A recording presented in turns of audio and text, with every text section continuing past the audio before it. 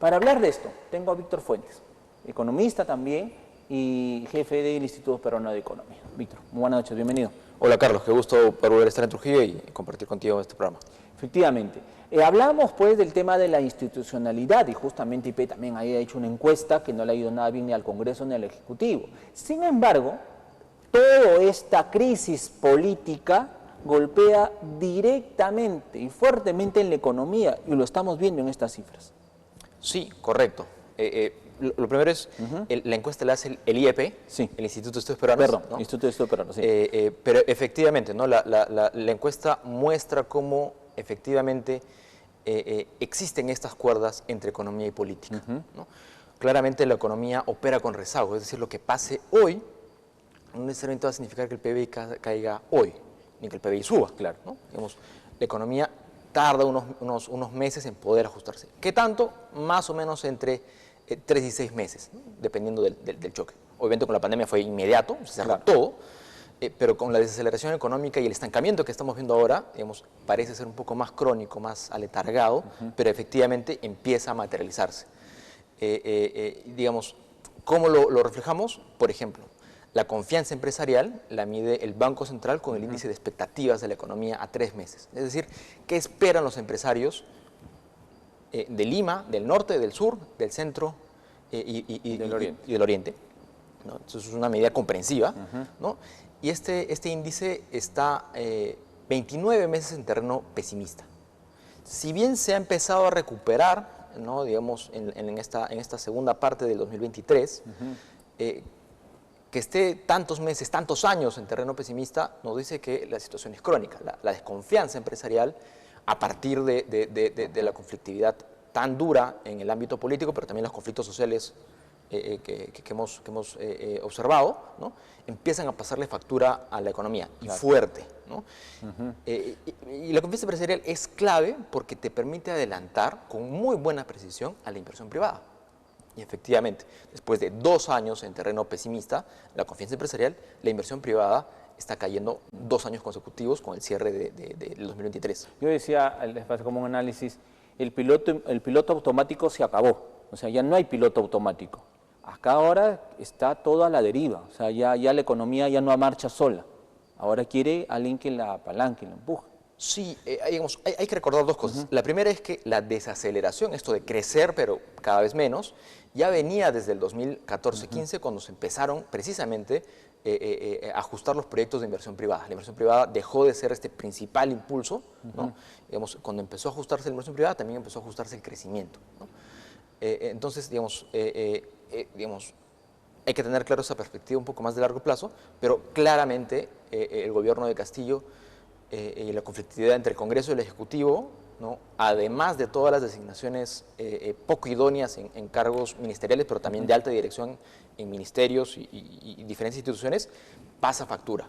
No hay forma de ni reactivar inversión pública si tienes más ministros que meses. Sí. ¿no? Y esto también condiciona la puesta en marcha de proyectos de inversión privada de esos sectores. ¿no? ¿Cómo ponemos en marcha proyectos de inversión privada en minería si los ministros no tienen las condiciones y la alta dirección tampoco como para poder resolver? Y eres un antiminero, peor. O sea, y claro, el aspecto político, que es sumamente clave, no nos tapemos los ojos, ha incidido claramente, ¿no? Sobre este menor crecimiento. El antiempresa, ¿no? Más que la antiempresa, el anti-crecimiento económico, ¿no? Orientado a partir de la libertad empresarial, ha sido bien fuerte y claramente ahora, se nota. Se pensó que la salida de Pedro Castillo y la asunción de Dina Boluarte iba a terminar con esa desconfianza. O sea, ya, se fue Pedro Castillo, felizmente, ya, ahora está Dina. Pero vamos entrando a octubre ya y la cosa va mal, seguimos cayendo. Digamos, efectivamente, digamos, no es que el gobierno de Dina sea digamos, un gobierno para ponerlo en un pedestal. Para destacar. Ya. Totalmente de acuerdo. Sí ha habido un poco de cambios en las perspectivas, ¿no? Digamos, ya no tenemos, digamos, en la gran mayoría de ministerios personas cuestionables. Claramente hay algunos que podemos discutir ampliamente, y eso es lo que refleja el índice de confianza empresarial, es precisamente esta lenta recuperación, pero recuperación al fin y al cabo, muy lenta. Y otra vez, la economía opera con rezagos. Entonces, esta recuperación lenta de la confianza empresarial no se van a notar, yo diría que ni siquiera en lo que resta el 23, se van a notar en el 24. Pero en el 24 tenemos el niño, ¿no? Y hay que recordar que el 23 también ha estado salpicado de otros problemas, conflictos sociales en el sur muy fuertes, el ciclón Yaku en el norte, ¿no? Y cómo este cierre y bloqueo de carreteras te ha afectado fuertemente el crecimiento del primer semestre, ¿no? Claro. Entonces, no solamente veníamos de salir de Castillo y engancharnos con Boluarte, sino que encima hemos tenido estos shocks que han terminado por hacer un poco, digamos, contaminar un poco más la recuperación. Sí, sí, sí, efectivamente. Ahora, mencionaste lo del fenómeno del niño, sí que se nos viene ahí un periodo muy complicado, pero para cerrar el 23, el MEF reconfiguró su cifra, ahora dijo 1.1, el BCR 0.9, hace una semana, 2 semanas, pero ahora han salido algunos estudios que manifiestan que el 0.9 sigue siendo alentador. Lamentablemente es cierto. Nosotros a inicios de julio, es decir, con datos a mayo, nosotros esperábamos un crecimiento de 0.9, ¿no? Cuando el MEF estaba en 2, el Central también estaba por encima de 2, ¿no? Porque nosotros ya veíamos estos indicadores adelantados que nos permiten aterrizar mejor las cifras y cómo es que no había manera de crecer por encima de 1%, ¿no? Nosotros teníamos 0.8% a inicios de julio. Los meses han pasado, han salido nuevos datos, el crecimiento ha sido más bajo de lo que esperábamos, ¿no? Y eso a nosotros nos va a obligar a ajustar nuestra cifra de crecimiento. Todavía no tenemos una cifra cerrada, pero es probable que esté más pegada al 0.5% fácil. 0.5%. Fácil. Wow. Hay algunos analistas, ¿no?, que incluso estiman crecimientos más pegados al 0. Pero independientemente de si la cifra es 0, 0.5, incluso 1, démosle la chance al MEF, 1.1%, ese crecimiento es mediocre. Y con un crecimiento de 1 por debajo de 2, no hay manera de reducir la pobreza de manera sostenible en el tiempo, ¿no? Entonces, sí, nosotros esperamos que con un crecimiento de 0.8% es virtualmente imposible reducir pobreza. ¿Por qué? Porque no vamos a poder generar los empleos suficientes como para que los ingresos también aumenten, por lo tanto superemos la línea de pobreza. Para el televidente, yo siempre digo, el televidente tal vez ve los números, las cifras de manera fría y lejana, ¿no? Decir, No. bueno, crecer 1.1 y ahora que me digan 0.9 y ahora que me digan 0.5, ¿qué me importa? Es medio punto, así que tanto problema por eso, pero en economía no es así, los números son crudos y duros. ¿Qué implica, por ejemplo, el no haber crecido 1.1 y según lo que dices tú, IP, que podríamos crecer 0.5? ¿Cuál ha sido el golpe económico, ¿no?, de este descenso catastrófico? A ver, lo primero que dices es completamente correcto, ¿no? Es decir, uno a veces tiende a pensar que 0, 1, Sí, es lo mismo. Un poco para tener un poco de referencia, ¿no? El PBI potencial, el PBI, el ritmo de crecimiento al que deberíamos aspirar, hace algunos años estaba entre 5 y 7%. Conforme avanzó la desaceleración económica, a partir del 2014, empezó a estar un poco más entre 4 y 5. Después entre 3 y 4. Y el último estudio del Banco Central lo ubica por debajo de 3, entre 2 y 3. Entonces, ¿cuál es la diferencia en estos valores, ¿no? Por ejemplo, si nosotros crecemos al 2% por los siguientes años, ¿no?, nos podría tomar 3 décadas retomar el nivel de pobreza prepandemia. Si crecemos 3%, ya no 2%, ¿no?, eso pueden ser 20 años. Si crecemos 4%, pueden ser más o menos 12 años. Entonces estamos hablando de que cada punto adicional es un avance importantísimo en empleos, generación de ingresos, pero sobre todo, al fin y al cabo, menos gente en la pobreza. Es directamente, o sea, el hecho de que, según la proyección que me das de IP, que podamos crecer 0.5, quiere decir que muchas familias han caído en la condición de pobreza. o que no podrían salir. O ¿no? que no Recordemos salen. que, digamos, para hacer el cálculo de pobreza hay dos componentes principales. Miremos un hogar, ¿no? Un hogar tiene ingresos y tiene gastos. En el 2022, el crecimiento económico fue de 2.7%. Con un crecimiento de 2.7%, ¿no? La pobreza aumentó, no se redujo. ¿Por qué? Porque los gastos de la familia, los costos que enfrentan las familias, subió. La inflación del año pasado fue bien alta. Y los ingresos subieron poquito. Entonces, en el balance, los hogares se enfrentaron a más costos y mis ingresos no suben tanto. Más pobreza, subió. Para este año, la pobreza, los costos ya no están tan altos. Han bajado, ¿no? Es probable que cerremos el año en la inflación un poco más pegada al 4%, después de haber estado durante el 2022 por encima del 8%. Entonces, este lado de la balanza de los costos ya va a presionar menos. El problema está en el lado de los ingresos. Si no hay crecimiento, no hay, digamos, si no hay inversión, no hay crecimiento. Si no hay crecimiento, no hay generación de empleos, no hay generación de mejores salarios. Entonces, los ingresos, sí, están creciendo, pero todavía bajito. Y por lo tanto, puede ser, digamos, que al final del año queden tas con tas, y por lo tanto la pobreza no suba. Pero es probable que suba. La producción nacional es ha crecido menos en los últimos 20 años, según los estudios que se tienen. Sí, es probable que este año, ¿no? El crecimiento de 0.5, por ejemplo, ¿no? Sería uno de los crecimientos más bajos de las últimas 2 décadas. Se nos viene el niño, o sea, vamos a cerrarnos en 2023, como bien lo has dicho tú, catastrófico, ¿no? Así tal cual, así ponemos el escenario, pero el 2024 se nos viene las cosas peores, ¿no? O sea, ¿por qué? A ver, en el 2023 no hemos tenido un niño, no hemos tenido un yaco que ha durado algunas semanas, pero la crisis política todavía la tenemos. Y sumado a eso se nos viene ya lo que es este fenómeno del niño. Entonces, ¿qué se nos viene para el 2024? Es un buen punto. Lo del fenómeno del niño, creo que es importante aclararlo, se está dando. Claro. La pregunta clave es si el 2024 va a ser extraordinario, fuerte o extraordinario, pero ya se está dando. Y este niño que se está dando a lo largo del 23, ¿no? Ha sido una de las principales razones por las cuales la producción agropecuaria en el norte y en el sur ha caído. Obviamente también tienen que ver temas un poco más institucionales como la crisis de los fertilizantes y cómo no hemos sido capaces, digamos, desde el anterior gobierno de hacer una compra de fertilizantes. Ahí están las consecuencias. Pero claramente el fenómeno del niño también ha contribuido. ¿No? Y claro, digamos, el 2023 está casi que jugado, nos quedan 3 meses, va a ser bien difícil que en 3 meses revirtamos lo que no puede ser los 9 primeros, pero nosotros esperamos por ahora un crecimiento positivo todavía, ¿no? Pero que difícilmente nos alcance para reducir pobreza. Pensando en el 2024, hay mucha incertidumbre. ¿Por qué? Porque va a depender de 2 principales factores. El primero es, efectivamente, qué tanto nos va a pegar el niño, ¿no? Si finalmente va a ser extraordinario, digamos, si se va a manifestar como en el 97 o como en el 82, ¿no? Digamos, las intensidades van a variar.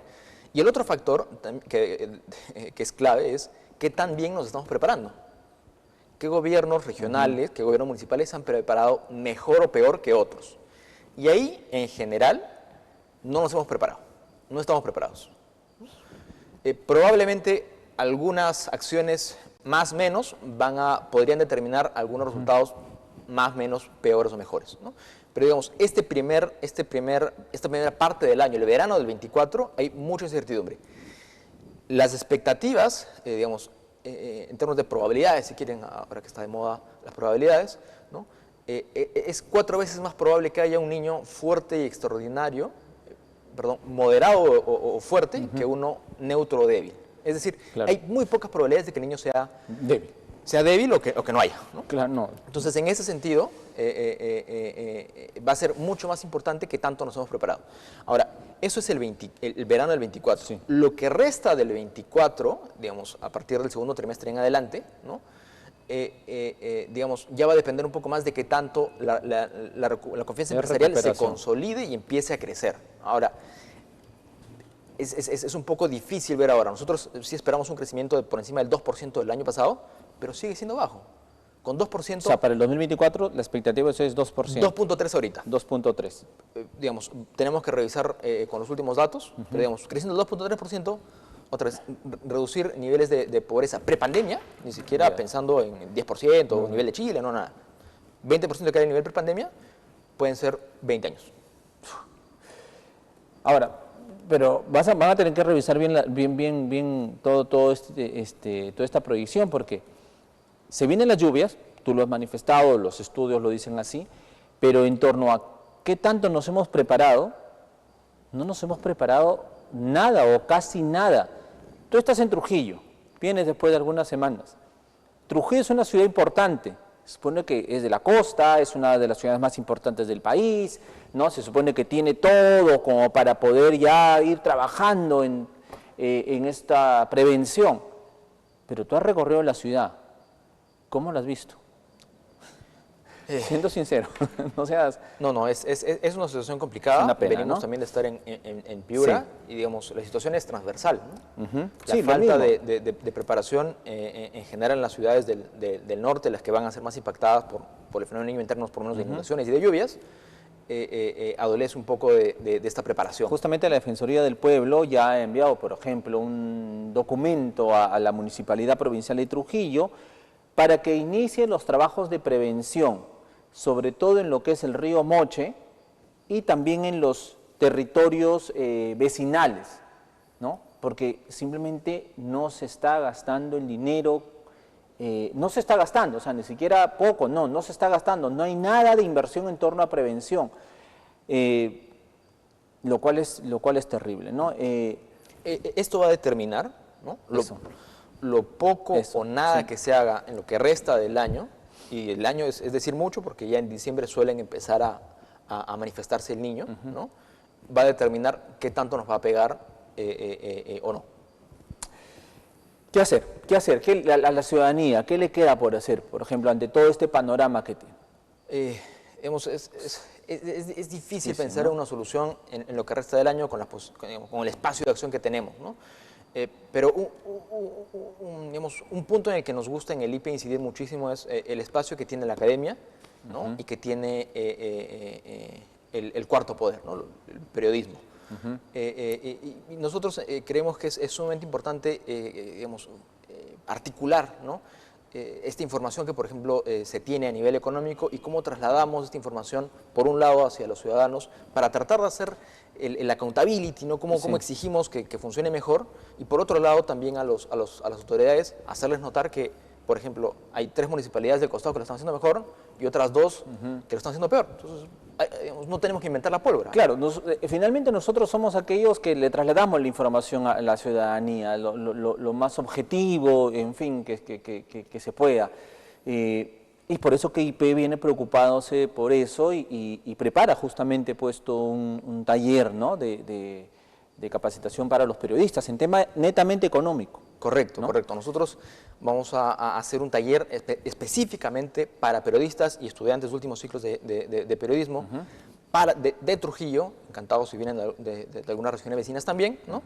En el que vamos a dar una clase magistral, maestra, de economía básica, cómo analizar algunos indicadores económicos y sociales, obviamente en el marco de Trujillo y los indicadores del norte, enfocando también, por ejemplo, en el uso de datos como el CIAF, para mirar qué tanto se está gastando, por dónde no se está gastando, ¿no?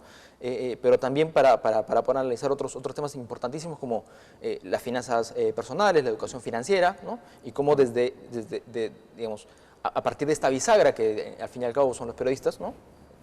De compartir información, ¿no? Podemos acercar mejor a la gente con su economía, con las autoridades y al fin y al cabo con un mejor bienestar.